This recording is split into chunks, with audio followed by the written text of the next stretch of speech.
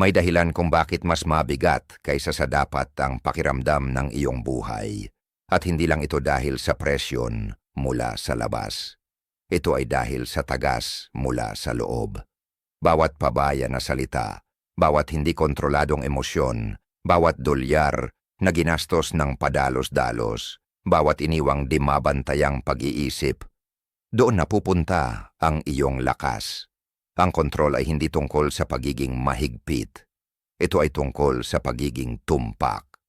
At karamihan sa mga tao ay hindi nakakarating dito, hindi dahil kulang sila sa potensyal, kundi dahil hindi nila natutunang hawakan ang kanilang enerhiya. Sila'y nagsasalita kung dapat ay manahimik. Sila'y nagre-react kung dapat ay huminto muna. Sila'y gumagastos na para bang gusto nilang mapabilib ang mga estranghero. At iniisip nila na ang anumang lumilitaw sa kanilang isip ay dapat paniwalaan nila. Ngunit ang taong nakakontrol sa kanyang sarili, mas kaunti ang sinasabi, mas malalim ang nararamdaman, mas matalino sa paggastos, mas matalas ang pag-iisip. At hindi dahil siya ay ipinanganak na iba, kundi dahil siya ay nagsanay para dito. Magsimula sa bibig. Karaniwan, mas marami ang nagsasalita kaysa nakikinig. At kapag nakikinig man, kadalasan naghihintay lang sila ng pagkakataong makapagsalita. Ang mga salita ay umaagos para punan ang katahimikan, para maibsan ang kakulangan ng ginhawa, para itakip ang kawalan ng tiwala sa sarili. Ngunit ang katotohanan, sa bawat oras na nagsasalita ka ng walang malinaw na dahilan, nawawala ang iyong presensya, nanghihina ang iyong impluensya. At ang pinakamasama, bihira mong naalala ang sinabi mo, pero ang iba, oo. Naalala nila ang pagkakamali, ang sobrang pagpapaliwanag, ang paghingi ng tawad na hindi mo naman kailangang gawin. Ang mga salita ay parang pera. Kapag mas marami kang ginastos, mas mababa ang halaga ng bawat isa. Kaya ang mga taong may tunay na lakas ay hindi masyadong nagsasalita. Hindi dahil wala silang sasabihin, kundi dahil alam nila na kapag mas kaunti ang sinasabi, mas mahalaga ang bawat salita. Ang pagsasalita ng malinaw ay hindi kapareho ng pagsasalita para magustuhan ka. Isa ay bumubuo ng respeto. Ang isa ay lumilikha ng ingay. At sa paglipas ng panahon, ang ingay ay nagiging higit pa sa tunog. Nagiging static ito. Binabago nito kung paano ka nakikita ng iba. Binabago nito kung paano mo nakikita ang sarili mo. Nakakaapekto ito sa paraan ng pagpapakita mo sa mundo. Ginagulo ang iyong mga pag-uusap, nagpapahina ng enerhiya, at ang pinakamasama, nilulubog ang mensahe na gusto mo talagang iparating. Kapag nagsasalita ka lang para magustuhan, nagsisimula kang baguhin ang iyong sarili, hindi para maging mas tapat, kundi para mas tanggapin. Inuugnay mo ang iyong mga salita upang maging mas kaaya-aya, mas popular, mas pino. Pinapalambot mo ang iyong mga hangganan upang maging komportable ang iba. Pinapakinis mo ang iyong mga gilid upang maiwasan ang pagtatalo. At dahan-dahan, nawawala ang kahulugan ng mensahe mo.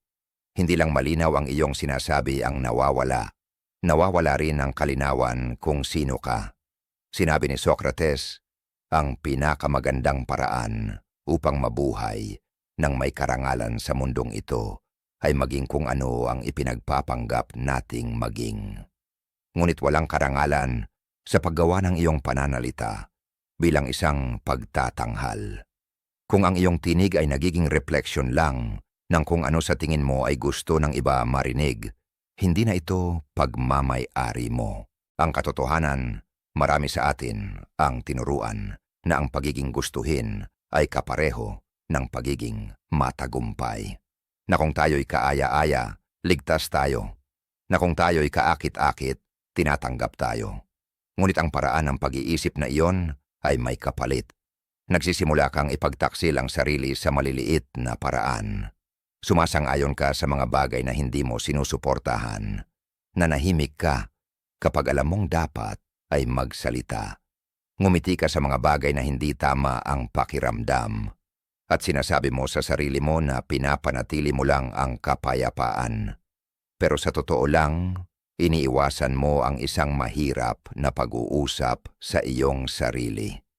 Dahil ang pagsasalita ng malinaw ay nangangailangan ng tapang. Ibig sabihin nito ay sabihin ang kailangang sabihin kahit hindi ito popular, kahit walang pumapalakpak para dito. Kapag nawawala ang kalinawan sa iyong pananalita, kadalasan ay sumusunod ang iyong mood. Hindi nagtatagal bago magsimulang umikot ang mga bagay. Ang isang pabaya na salita ay nagiging panloob na stress. Ang isang dramatikong pagkukwento ay nagpapasiklab ng galit. Ilang parirala ng pagdududa sa sarili ay nagiging ganap na pagkabalisa. Gusto nating isipin na ang emosyon ay bigla lang dumarating, ngunit marami rito ay hinuhubog ng paraan ng ating pagsasalita. Nagsasalita tayo sa mga pinakamasamang senaryo. Inuulit natin ang mga kwento kung saan tayo'y nagkamali. Pinapraktis natin ang takot na parang ito ay araw-araw na gawain. At habang mas marami tayong sinasabi ito, mas nagiging totoo ito. Ang iyong mga salita, ang iyong emosyonal na GPS, at kung ang iyong mga salita ay nagkakalat, gayon din ang iyong landas. Ang kaguluhan sa iyong bibig ay nagiging kaguluhan sa iyong buhay. Isinulat ni Carl Jung, ang bagay na iyong tinutol ay hindi lang nagpapatuloy, kundi lalaki pa. At ang kadalasan nating tinututol ay ang katahimikan, kaya pinupuno natin ang espasyo, minsan ng komentaryo, minsan ng reklamo, madalas ng sobrang pagpapaliwanag. Ang ingay na iyon ay nagiging ating emotional na operating system. Ang mga insecurities ay nagiging nakagawiyang pananalita. Ang mga pagdududa ay inuulit hanggang sa tumigas at maging limitasyon. Hindi lang na ang emosyon ang kumokontrol sa ating sinasabi. Ang ating sinasabi ay patuloy na nagpapalakas sa emosyon. Isipin ang maliliit na parirala na inuulit mo nang hindi iniisip, pagod na ako, hindi ko kaya ito, hindi ako sapat. Hindi lang ito basta linya, ito ay pagpapatibay. Sa bawat beses na sinasabi mo ito, tinuturuan mo ang iyong nervous system na kumilos mula sa lugar na iyon. Nagiging pintuan ang bibig para sa emosyonal na kaguluhan. Habang mas marami kang nagsasalita ng walang kamalayan, mas marami kang nararamdaman ng walang kalinawan. At kapag umiikot ang emosyon ng hindi nakokontrol, ang iyong mga desisyon ay hindi nagmumula sa pananaw. Nagmumula ito sa pabago-bagong damdamin. Ipinaliwanag ni Aristotle ito ng perpekto nang sinabi niya, kahit sino ay maaring magalit, madali iyon. Ngunit ang magalit sa tamang tao, sa tamang sukatan, sa tamang oras, para sa tamang layunin, at sa tamang paraan, hindi ito madali. Hindi tungkol sa pagtatago ng nararamdaman mo, kundi tungkol sa paghahawak nito ng sapat na haba ng panahon upang maunawaan mo. Ganito ang itsura ng emosyonal na soberanya at nagsisimula ito sa pagkilala kung paano ang iyong mga salita ay maaring magpatatag sa iyong isipan o mag-udyok ng kaguluhan. Karamihan sa mga tao ay pinapalaya ang kanilang mga salita ng walang kontrol, hindi dahil pabaya sila, kundi dahil hindi nila natutunan ang kahalagahan ng pagpipigil. Ang katahimikan ay hindi kailanman itinuring na lakas. Tinuruan tayong ang pagsasalita ay nangangahulugang kapangyarihan, ngunit hindi lahat ng iniisip ay kailangang marinig, at hindi lahat ng damdamin ay kailangang ipakita. Kapag masyado kang nagsasalita ng walang dahilan, bawat salita ay nawawalan ng bigat. Sinabi ni Plato, ang matatalino ay nagsasalita dahil may sasabihin, ang hangal ay nagsasalita dahil kailangang magsalita. Iba ang dating ng linyang ito kapag napagtanto mo kung gaano kadalas magsalita ang mga tao, hindi upang makipagkomunikasyon, kundi upang maramdaman ang kanilang kahalagahan, hindi upang maghatid ng kalinawan, kundi upang mapansin. Ang trahedya ay sa pagsusumikap na marinig, na itatago natin ang tunay na mensahe.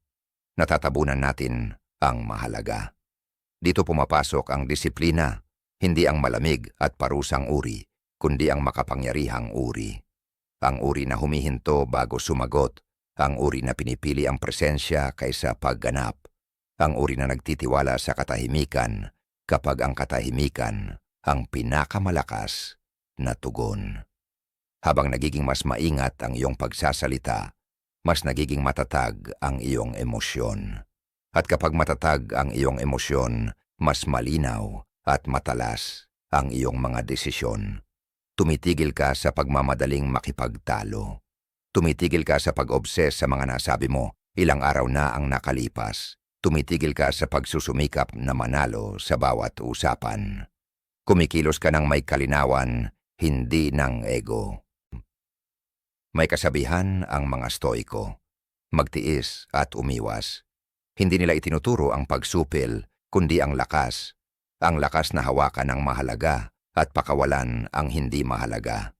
Ang lakas na tiisin ang hindi komportableng sitwasyon nang hindi pinapalaki ang ingay sa halip na pananatili sa katahimikan. Grounded presence. Ito ang nararamdaman ng tao bago ka pa magsalita. Ito ang nagbibigay ng bigat sa bawat salita mo. Kapag natutunan mo ng kontrolin ang iyong mood, iyon ang simula ng pagkontrol sa iyong landas. Kapag reaktibo ang iyong emosyon, palaging mali ang direksyon mo. Hindi ka nagmamaneho, ikaw ay umiikot lamang. Karamihan sa tao ay hindi napapansin na naibigay na nila ang kontrol nila. Akala nila ay pinamamahalaan nila ang mga bagay, ngunit sa katotohanan, iniiwasan nila ang mga ito. Hindi sa pamamagitan ng pagharap sa mahirap, kundi sa paghahanap ng bagay na makakaalis sa kanila sa sarili nila. Isang scroll, isang merienda, isang dahilan bawat oras. Sinasabi natin sa ating sarili na kailangan natin ng pahinga, ngunit ang tunay na gusto natin ay makatakas. Dumarating ang hindi komportabling damdamin at tinatrato natin ito bilang banta. Sa halip na hawakan ng presyon, kumukuha tayo ng pamilyar, isang kanta, isang merienda, isang screen, isang usapan na humihila sa atin palayo sa ating sarili. Hindi dahil mahina tayo, kundi dahil tinuruan tayong ang sakit ay palatandaan na may mali. Ngunit kadalasan, ang sakit ay hindi babala. Ito ay guro. Naibenta sa atin ang kasinungalingan na ang kapayapaan ay nagmumula sa palaging pakiramdam ng mabuti. Ngunit ang tunay na kapayapaan ay nagmumula sa pagharap sa hindi maganda at pananatili sa katatagan. Dito nabubuo ang tibay ng loob. Dito mo titigil ang pagtakas sa buhay at sisimulan ang pamumuno rito. Sinabi ni Carl Jung na gagawin ng tao ang kahit ano, gaano man ito kabaliw, upang iwasan ang pagharap sa kanilang sariling kaluluwa. At tama siya. Ang pagharap sa sarili ay nangangahulugang maupo ka ng tahimik ng sapat na tagal upang maramdaman ang mga bagay na matagal mo nang iniiwasan. Nangangahulugan ito ng paghinga sa galit imbes na pagsabog dito. Nangangahulugan ito ng pagpapahintulot sa takot na umiiral nang hindi hinahayaang mangibabaw. Nangangahulugan ito ng pag-unawa na ang kalungkutan ay hindi nagpapahina sa iyo. Ito ay nagpapakita ng pagiging tunay mo. Ngunit gayon paman, tayo ay tumatakas. Pinagkakublihan natin ang nararamdaman natin sa pamamagitan ng murang aliw. Dahil mas madali iyon. Mas madali ang ituro ang araw, ang trabaho, ang panahon, ang trapiko. Mas madali ang mag-angat ng balikat at sabihing, ganyan lang talaga ako. Na parabang ang pagiging moody ay minana mo, na ang pagkawala ng kontrol ay bahagi ng iyong personalidad. Pero ang totoo, wala ni isa sa mga iyon ang tunay na ikaw. Ito ay simpleng paulit-ulit mo lang, at ang paulit-ulit ay maaaring palitan. Naniniwala si Aristotle na ang kabutihan ay isang bagay na unti-unti nating pinapanday, na ang karakter ay nabubuo sa pamamagitan ng mga gawi, hindi ipinapamana sa kapanganakan. Kung natutunan mong magpanik sa ilalim ng pressure, matutunan mo rin kung paano manatiling kalmado. Kung natutunan mong sumabog, matutunan mo ring huminto sandali. Kung ang stress ay nagpapabagsak sa iyo, sa tamang ulit-ulit, matututuhan ka nitong tumayo ng matatag. Pero hindi ito nagsisimula sa puwersa. Nagsisimula ito sa kamalayan. Sa susunod na dumating ang pressure, huwag tumakbo. Sa halip, pansinin ito. Bigyan ito ng pangalan, pagmasdan ito ng mabuti. Kadalasan hindi ito tungkol sa pag-aayos ng nararamdaman mo. Tungkol ito sa pag-unawa kung saan ito nagmumula.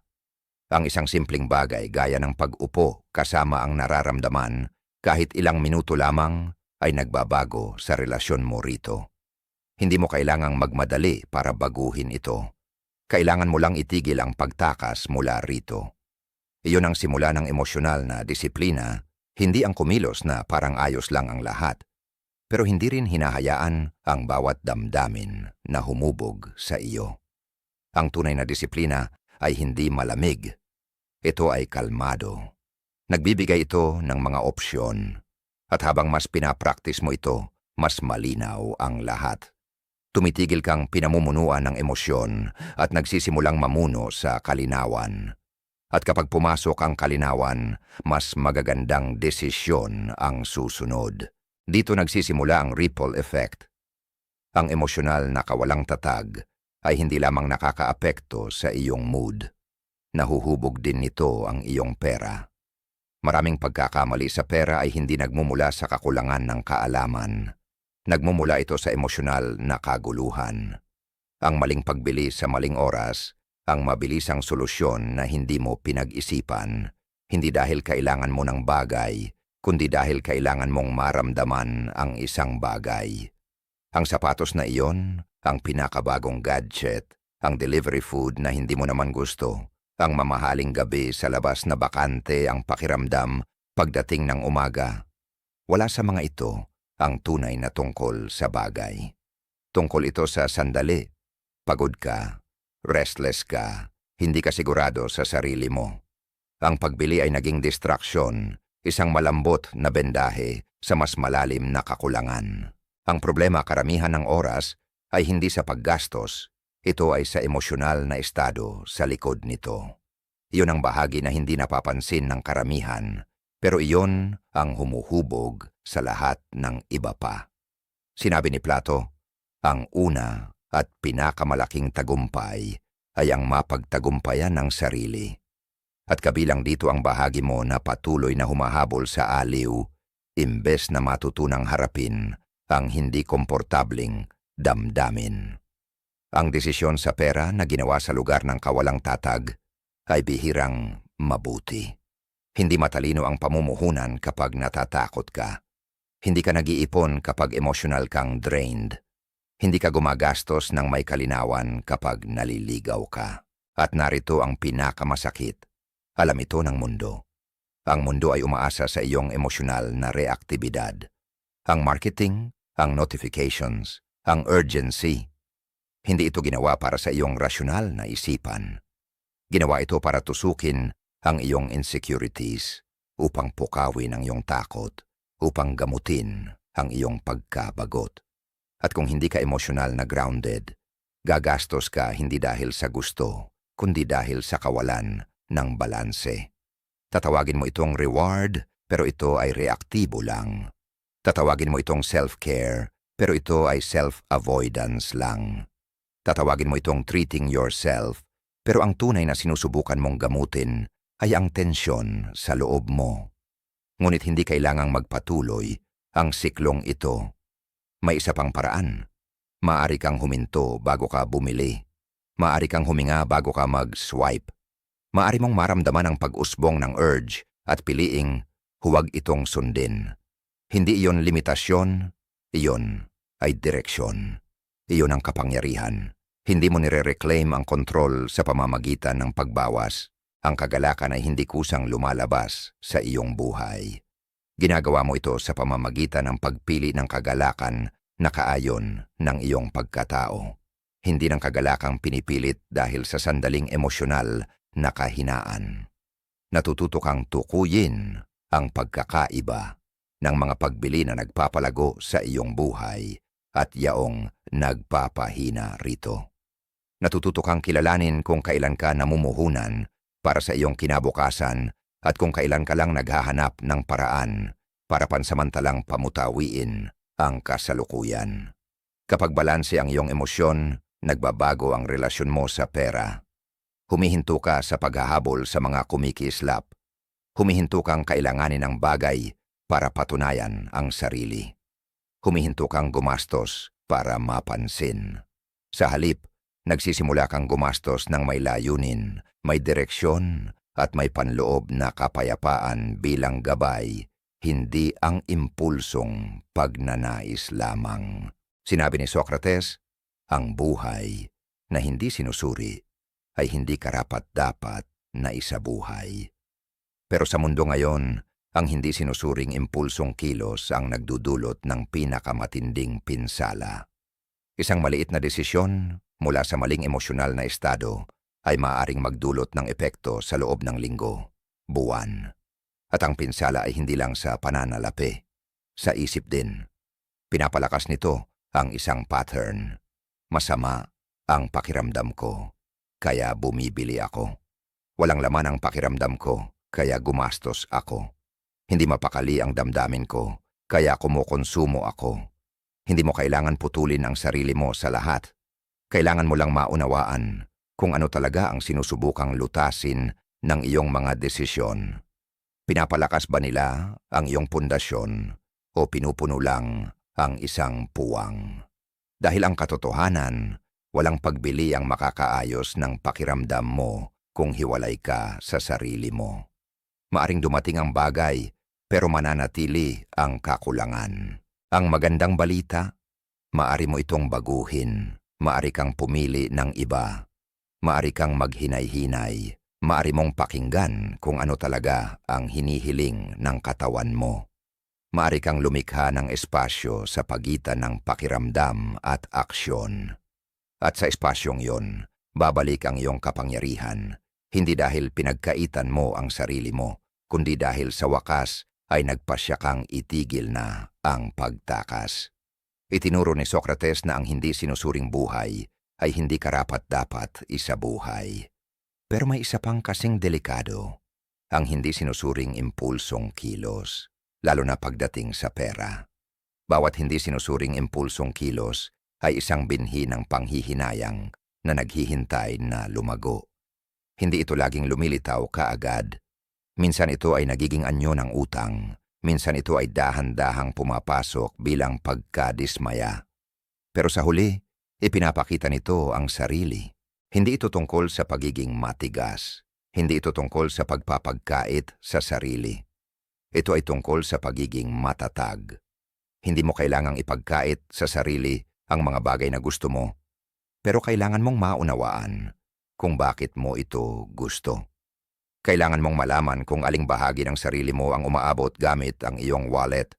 Kung ikaw ba ay nagtatayo para sa iyong kinabukasan o bumibili lang para sa pansamantalang ginhawa. Kung kaayon ba ng iyong layunin o nagtatago ka lang mula sa iyong kakulangan. Ang kislap ay nawawala, nabubuksan ang pakete, at kung hindi nagbago ang iyong panloob na mundo, mananatili ang parehong sakit.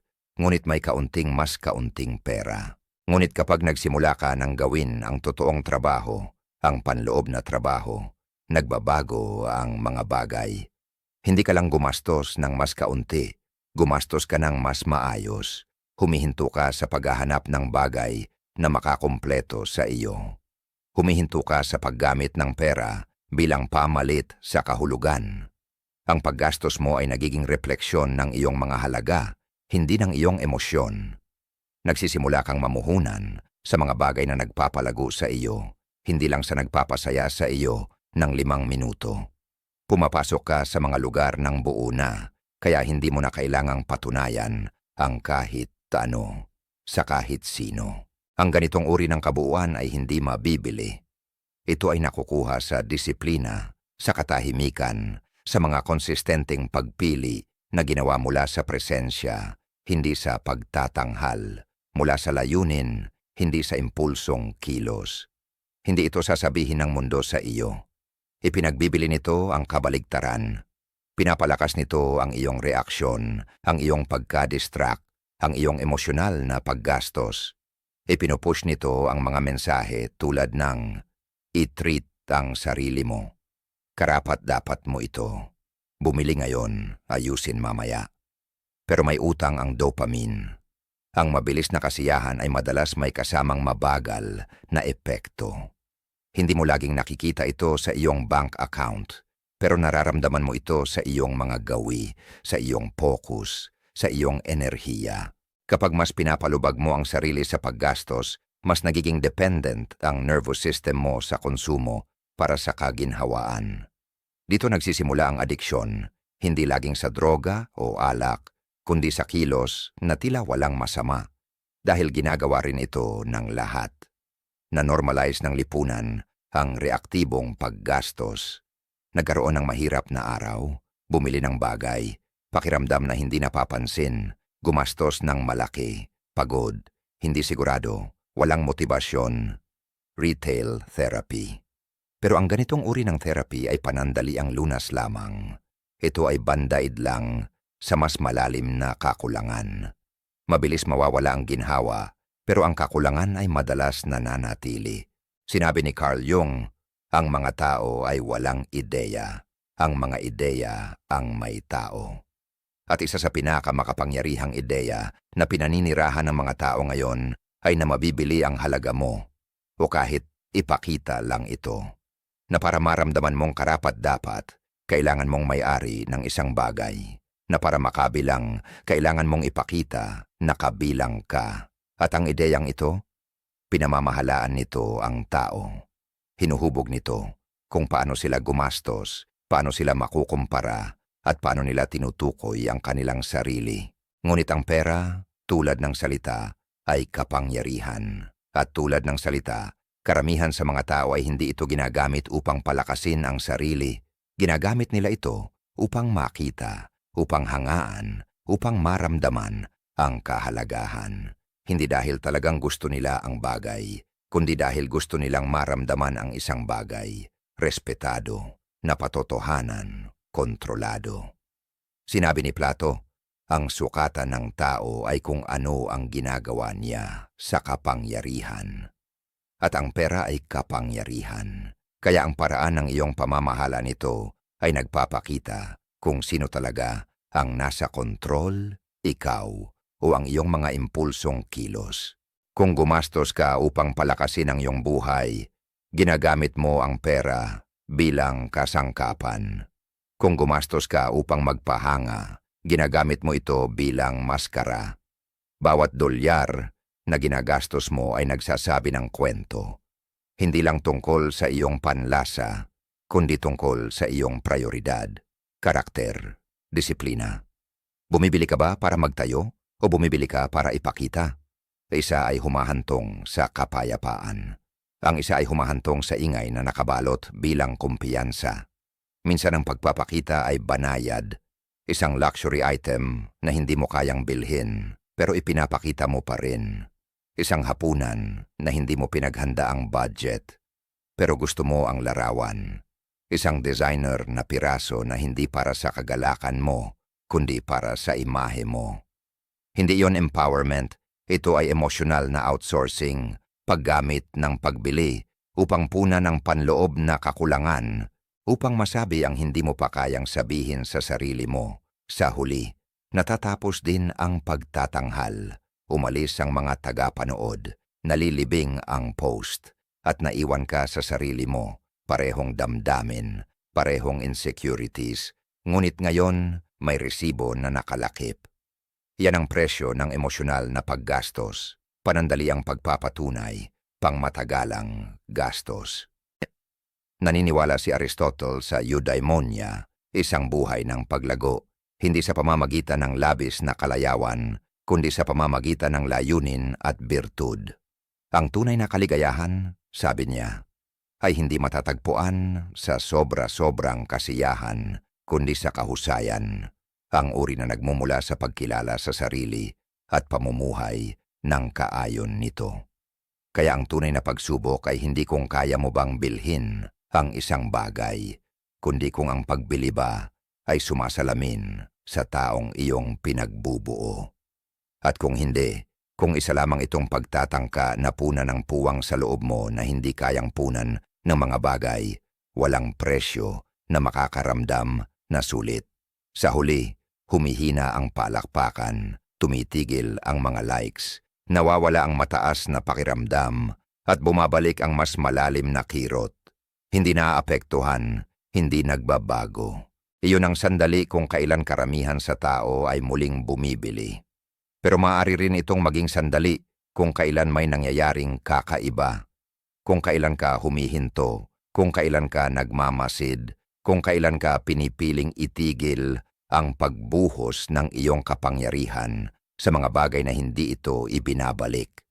Dahil ang pinansyal na kalayaan ay hindi lang tungkol sa kita. Ito ay tungkol sa panloob na katatagan. Hindi ito tungkol sa pagkakaroon ng marami. Ito ay tungkol sa pangangailangan ng mas kaunti. Dito nagsisimula ang iyong tunay na lakas. Naniniwala si Aristotle sa konsepto ng eudaimonia, isang uri ng paglago na hindi nagmumula sa kasiyahan, kundi sa layunin. Itinuro niya na ang tunay na kaligayahan ay hindi matatagpuan sa kalayawan, kundi sa disiplinadong aksyon na kaayon ng iyong mataas na sarili. Kaya mahalaga kung paano tayo gumastos dahil ang ating paggastos ay sumasalamin alinman sa kung sino ang ating pinagbubuo o kung sino ang ating sinusubukang impresyunan. At madalas, hindi ito para sa mga taong mahalaga. Kadalasan para ito sa mga estranghero o mas masahol, mga taong hindi man lang nakapapansin. Ginagastos natin ang ating kapayapaan sa paghahanap ng pag-apruba sa isang karera na walang nanonood. Ipinagpapalit natin ang ating panloob na kaayusan para sa panandaliang pansin ng iba. At iyon ay isang kapalit na palaging nagtatapos sa pagkatalo. Nagsisimula ang pagbabago sa isang simpleng paghinto, isang bagong reflex sa susunod na maramdaman mo ang pagnanais na gumastos, huminahon, pansinin kung anong emosyon ang nagpapasigla rito. Siguro ito ay pagkabagot. Siguro stress, siguro kalungkutan. Sa halip na mag-react, harapin ang damdamin, huminga sa gitna nito. Isulat ito. Igalaw ang iyong katawan, lumikha ng espasyo para sa presensya bago gumawa ng pagbili. Dahil minsan, ang hinahanap mo ay hindi produkto, ito ay kapayapaan. At ang kapayapaan ay hindi dumarating sa mga pakete. Ito ay nagmumula sa respeto sa sarili, sa kamalayan sa sarili, sa kaalaman na naramdaman mo ang pagnanais at hindi mo ito sinunod. Ang ganitong uri ng pagpipigil ay nagtatayo ng mas malakas na bagay kaysa kasiyahan. Ito ay nagtatayo ng tiwala sa sarili. Nagbibigay ito ng kumpiyansa, hindi yung mula sa pagkakaroon, kundi yung mula sa pagpigil. Sinabi ni Socrates, ang hindi nasisiyahang tao sa kung ano ang mayroon siya ay hindi rin masisiyahan sa kung ano ang nais niyang makuha. Kung hindi ka nakatayo sa kung ano ang mayroon ka na, walang pagbili ang makakapuno sa puwang na iyon. Maaring magbigay ito ng pansamantalang aliw, pero hindi nito bubuo ang mindset na nagpapanatili ng tunay na kapayapaan. At kung wala ang mindset na iyon, kahit punong-puno ang bank account mo, maari pa rin itong maging walang laman. Ang disiplina sa pananalapi ay hindi tungkol sa pagiging matipid. Ito ay tungkol sa pagiging maingat. Ito ay tungkol sa pag-alam na ang iyong halaga ay hindi nakatali sa kung ano ang suot mo, kung ano ang iyong minamaneho, o kung ano ang ipinopost mo online. Ito ay nakatali sa kung gaano kakaayon ang iyong mga aksyon sa iyong mga halaga.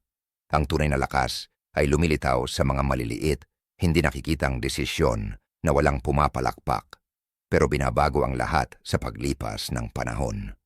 Bawat dolyar na ginagastos mo ay humuhubog ng isang bagay, alinman sa iyong kinabukasan o sa iyong panlabas na anyo. Ikaw ay nagtatanim ng buto para sa paglago o naghahati ng enerhiya sa panandaliang kasiyahan. Ang katotohanan ay walang dami ng pamimili ang makapagpaparamdam sa iyo na sapat ka. kung hindi mo pa napagpasyahan na sapat ka na. At ang ganitong paniniwala, ang nakatatag, tahimik na kaalaman sa iyong halaga, ay hindi mabibili. Kailangang itayo. Itayo sa pamamagitan ng kamalayan, sa pamamagitan ng disiplina, sa pamamagitan ng tahimik na pagpili na itigil ang pagpapahintulot sa mundo na gastusin ang iyong kapangyarihan para sa iyo. Sa bawat beses na pigilan mo ang reflex na pagbili, nire-reclaim mo ang bahagi ng iyong enerhiya. Sa bawat beses na inuuna mo ang iyong mga halaga kaysa sa iyong mga pagnanasa, mas lumalapit ka sa kalayaan. At ang kalayaang iyon, hindi ito maingay, pero ito ay nagbabago ng buhay. Sa ilalim ng lahat nito, kung paano ka magsalita, kung paano ka makaramdam, kung paano ka gumastos, kung paano ka mag-isip, ang iyong isipan, ang lupa. Lahat ng iba pang bagay ay tumutubo mula rito. At karamihan sa tao ay iniiwan itong walang bantay. Pinapahintulutan nilang ang kahit anong iniisip, takot o paniniwala ay mag-ugat. Walang filter, walang kamalayan, walang proteksyon, puro ingay na nagpapanggap na katotohanan. Ang iyong isip ay hindi basurahan. Ito ay sentro ng kontrol. Kung hindi mo pinoprotektahan ang pumapasok, hindi mo makokontrol ang lumalabas. Ang iyong mga salita, ang iyong mga desisyon, ang iyong mga gawi, ang iyong mga kaugalian. Karamihan sa tao ay hindi ito napapansin dahil nalilito sila sa aktibidad ng isip at autoridad ng isip. Ang malakas na iniisip ay hindi palaging totoo, ngunit kung hindi ka humihinto, hindi mo mapapansin ang kaibahan. Sinabi ni Carl Jung, hanggang hindi mo ginagawa ang hindi malay na malay, ito ang magdidikta ng iyong buhay at tatawagin mo itong kapalaran. At iyan mismo ang nangyayari kapag hinahayaan mong hindi suriin ang iyong isip. Nagsisimula kang mag-react sa mga takot na hindi sa iyo. Nabubuhay ka sa mga pattern na hindi mo pinayagan. Sinusundan mo ang mga kwentong itinanim ng iba, ang iyong pagpapalaki, ang iyong kultura, ang iyong nakaraang sakit, nang hindi humihinto upang baguhin ang script. Binabago ng katahimikan iyan, hindi katahimikan bilang pagpapatigil sa mundo, kundi katahimikan bilang pakikilala sa sarili. Pag-upo kasama ang iyong mga iniisip nang hindi sumusunod sa mga ito, panoorin silang dumating at umalis. Alamin kung alin ang nagseserbisyo sa iyo at alin ang hindi. Ang katahimikan, ang kamalayan na iyan, ay simula ng muling pag-angkin ng iyong isip. Ngunit hindi madaling maging tahimik. Ipinapakita nito ang mga bagay. Ipinapakita nito ang mga pattern na itinapon mo sa ilalim ng ingay. Pinipilit ka nitong harapin ang kakulangan na nilunod mo sa mga abala. Ngunit ang kakulangan na iyon ang simula ng kaliwanagan. Dito nagsisimula ang tunay na pagbabago. Sinabi ni Plato, ang unang at pinakamahusay na tagumpay ay ang paglaban sa sarili at ang labanan ay nasa iyong sariling isip. Dahil kung hindi mo kayang umupo kasama ang iyong hininga nang hindi tinitingnan ang telepono, kung hindi mo kayang maramdaman ang kapayapaan ng walang panlabas na pagpapatunay, kung ang katahimikan ay nagpapaspiralin sa iyo, hindi ka malaya. Iyon ay hindi katahimikan, ito ay depende. Nagsisimula ang kalayaan kapag itinigil mo ang pag-react sa bawat iniisip, kapag nahuli mo ang isang pattern, bago ka nito patakbuhin, kapag lumikha ka ng sapat na espasyo sa pagitan ng stimulus at tugon upang pumili ng mas mabuti. Ang maliit na espasyong iyon, ang split second ng pagmamasid, ay doon nakatira ang iyong kapangyarihan. Hindi mo kailangang paniwalaan ang bawat iniisip mo. Hindi mo kailangang sundin ang bawat kwento na sinasabi ng isip mo. Maaari kang huminto, magmasid, at pumili muli. At sa bawat beses na gawin mo ito, binabalik mo ang kontrol. Lumalabas ka sa kaguluhan at pumapasok sa pamamahala. Ganito nakukuha ang mental na kaliwanagan, dahan-dahan, tahimik, sa pamamagitan ng sinadyang pansin at paulit-ulit na pagpili. Habang tinitrain mo ang isip mo, mas kaunti ang kapangyarihan na ibinibigay mo sa ingay. Habang pinapalaki mo ang katahimikan sa loob, mas kaunti ang kaguluhan na kumokontrol sa iyo sa labas. Kaya paano mo maibabalik ang isip? Nagsisimula ito sa paghinto ng siklo ng reaksyon. Natututo kang hulihin ang iniisip bago mo ito sundan. Kapag tumataas ang pagkabalisa, humihinto ka. Hindi upang supilin ito, kundi upang suriin ito. Nagsisimula kang paghiwalayin ang signal sa ingay. Nagiging saksi ka sa iyong mga iniisip, hindi alipin ng mga ito. At habang mas nagmamasid ka ng hindi sumasali, mas lumalawak ang espasyo sa pagitan ng iyong nararamdaman at kung paano ka tumugon. Ang espasyong iyon, ang split second ng kamalayan, ay doon nakatira ang iyong kapangyarihan. Dito nagaganap ang pagbabago. Dito mo ititigil ang pagiging puppet ng iyong takot at magsisimulang maging may akda ng iyong mga desisyon. Sinabi ni Socrates, ang hindi nasisiyasat na buhay ay hindi karapat-dapat isabuhay. Ngunit mayroong isa pang kasing urgent. Ang hindi namamasid na isip ay hindi karapat-dapat sundan. Maari kang magtakda ng mga layunin, habulin ang mga pangarap, gumawa ng mga plano. Ngunit kung magulo ang isip mo, sisirain mo ang bawat hakbang. Paiyakin mo ang iyong sarili sa pagkakataon. Sosobrahan mo ang pag-iisip tungkol sa progreso. Tatakas ka sa kakulangan, hindi dahil laban sa iyo ang mundo, kundi dahil ginawa ng sariling isip mo na maramdaman iyon. At narito ang bahagi na ayaw aminin ng sinuman. Walang dami ng tagumpay sa labas ang makapagliligtas sa iyo. Mula sa kaguluhan sa loob, maaari kang magkaroon ng pera, tagasunod, at mga parangal.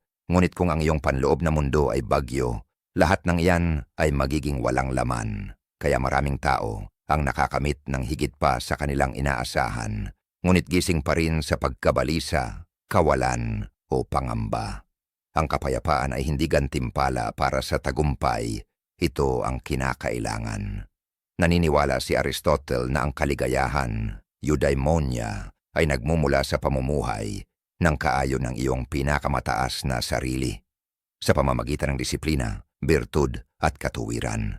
Ngunit wala na isa sa iyan ang posible kapag magulo, malakas o reaktibo ang iyong mga iniisip dahil sa kawalan ng kamalayan. Ang tanging tinig na naririnig mo ay ang pinakamalakas na sumisigaw at karaniwan, iyon ay takot. Iyon ang pumipigil sa atin. Hindi lang ang mga iniisip mismo, kundi ang paraan ng pagkapit natin sa kanila. Inuulit natin ang mga sandaling nagpaliit sa atin. Dala natin ang mga alaala ng kabiguan na parang ebidensya. Inuulit natin ang mga pag-uusap na matagal nang tapos. Binabago ang mga ito sa isip upang paliitin ang sakit. Gumagawa tayo ng pinakamasamang senaryo at pagkatapos ay nabubuhay dito na parang nangyari na ito. Hindi dahil nasa lahat ng dako ang panganib, kundi dahil sinusubukan ng utak na protektahan tayo. At sa pagsisikap nitong ihanda tayo sa sakit, nagsisimula itong asahan ito palagi kahit sa kapayapaan. Dito lumalaki ang pagkabalisa, hindi dahil may masama na nangyayari, kundi dahil napakatagal na nating nire-rehearse ito sa isip natin na naniniwala na nangyari na. Ito ang dahilan kung bakit mahalaga ang mental na pagsasanay. Tulad ng pisikal na disiplina, kailangan ito ng konsistensya, pag-uulit at intensyon. Nagsisimula ka sa pamamagitan ng pagtukoy sa mga pattern. Ang iniisip na lumilitaw kapag pagod ka, ang paniniwala na dumarating kapag nabigo ka, ang kwento na naririnig mo sa katahimikan kapag walang nakatingin. Pagkatapos, pangalanan mo ito. Tumingin sa mata nito, hindi upang labanan, kundi upang maunawaan. Itigil ang pagturing sa bawat iniisip na parang katotohanan. Simulan mong i-edit ang iyong panloob na dialogo sa halip na sundin ito. Dahil sa sandaling maging iyo muli ang iyong isip, kapag itinigil mo ang pagpapakain sa bawat pagdududa, bawat takot, bawat kwento na hindi mo pinili. Lumilikha ka ng puwang para sa isa pang bagay, kaliwanagan.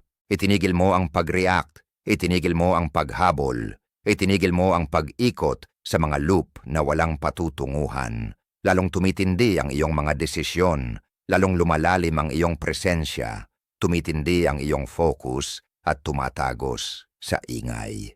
At sa wakas, nagsisimula ka ng mabuhay, hindi dahil sa momentum or takot, kundi dahil sa pagpili. Dito nagsisimula ang pagbabago sa buhay, hindi dahil nagbago ang mundo, kundi dahil naging tahimik ka upang makita ng malinaw. At sa katahimikan na iyon, isang mas malalim na katotohanan ang nagpapakita na matagal nang naroroon. Hindi mo kailangang kontrolin ang mundo. Kailangan mo lamang kontrolin ang iyong isip.